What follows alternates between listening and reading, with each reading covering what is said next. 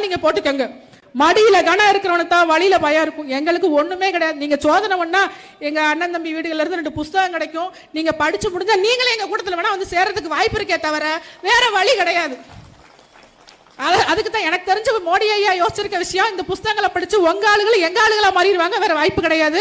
அதனால சித்திரவதை கூடங்களை வந்து தயவு செய்து இந்த மக்கள் வந்து சிந்திக்கணும். ஒரு நாய காலையில சாயங்காலம் வாக்கிங் கூட்டு போறாங்க, அந்த அளவுக்கு கூட உள்ள அவங்களுக்கு உடற்பயிற்சி கிடையாது, எதுக்குமே நடைப்பயிற்சி கூட கிடையாது. எல்லாத்தையும் தடை பண்ணிட்டு நீங்க என்னத்தை சாதிக்க போறீங்க? அப்ப உங்களுடைய நோக்கம் என்ன?